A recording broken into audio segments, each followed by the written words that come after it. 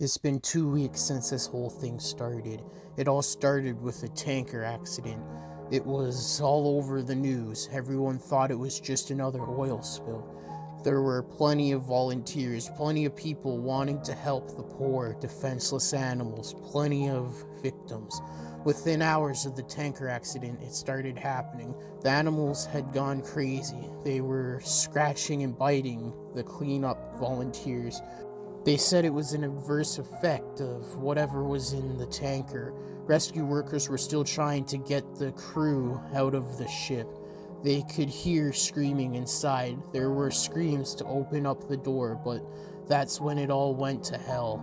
As soon as they cut the door out, there were 6 minutes of broadcast before it went silent. 6 minutes of screaming and agony. The ship crew attacked the rescue workers like rabid baboons. They were breaking bones and tearing flesh. The people on the shore weren't faring any better. Those that had been attacked by animals were attacking everyone else. It was worse than any war zone report. It was sheer brutality, and yet the broadcast still went on for 6 minutes. 6 minutes and then blank faces. Nobody could explain what was happening. They tried to continue with their regular news, the economy, the weather, and a cute human interest story, but they couldn't make us unsee what we saw. I tried to continue with my regular exercise, but every time I switched on the news or walked by a newsstand, it was there, the big mystery. They had some explanations. It was an infection or maybe a brain parasite. But it didn't matter. It wasn't the infection we were afraid of. It was them. 4 days after the initial report, a state of emergency was raised. And yet we've all seen this before. It's in every zombie movie ever. People didn't know who to trust. People were stockpiling food and weapons. Some tried to flee, but it seemed every zombie movie was right. They didn't make it. 3 days later, they arrived in my town. I was expecting moans, shuffling corpses, and dismemberment, but that's where the movies lied. They ran through the streets, screaming. I remembered running to my front door as fast as I could, locking and barricading and doing everything to make sure it would stay shut.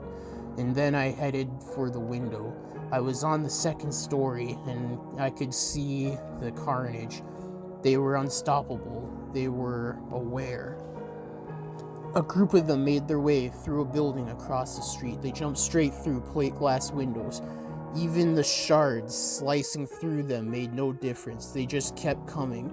My barricade wasn't going to hold. I rushed around my flat, grabbing supplies and jamming them into the most secure room of the flat. I went back for one last look across the street and wish I hadn't.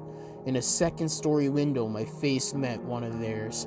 They knew where I was. I quickly dashed into my room and locked the door. I didn't have any kind of panic room or a secure basement, so the safest place I could think of was my bedroom.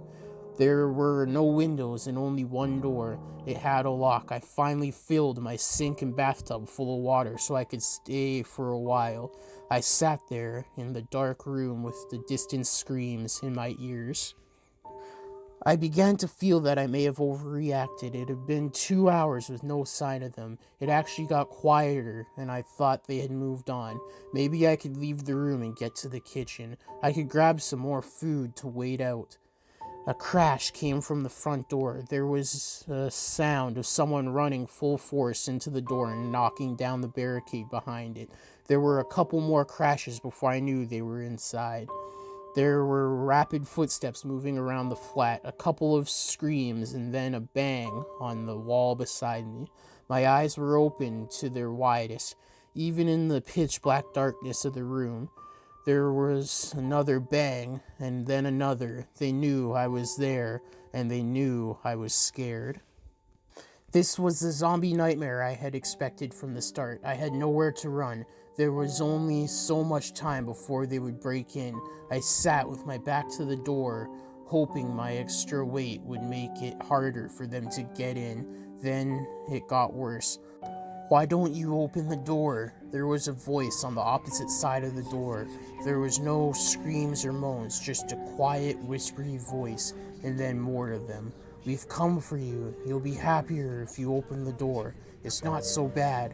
The whispery voices became a cacophony of noise trying to persuade me, to break me, to fool me. I had heard that the moaning of the zombies would drive people insane, but this was worse.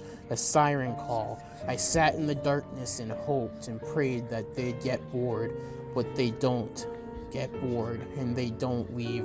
I managed to use the mirror to peek under the door, only to be greeted by a horrible, unblinking eyes, blood-smeared faces, screams, and more horrible whispers. That was 2 days ago. I don't know what to do anymore. Maybe it won't be so bad. Hey guys, thank you for listening to today's Creepypasta, and I hope you enjoyed. I do have a podcast called The Murder House Radio Show. Check it out, the link will be in the description below. It is a true crime podcast, but if you did like, comment, subscribe, and share for more. Hit the bell notification when you subscribe and select all to get all notifications whenever I upload. I upload 6 days a week, Monday to Saturday, at least one video a day.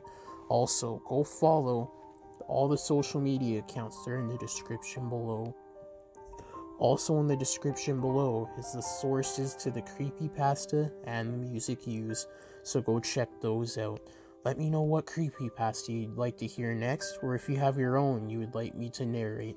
Or if you have a creepypasta series you'd like to hear, send them to me on any of the social medias, in the DMs, or to my email address, which is also in the description. Also in the description is the author's social medias if they have any listed. But that's it for today's creepypasta. I hope you enjoyed. Until next time in the Deadly Zone, stay deadly and stay spooky.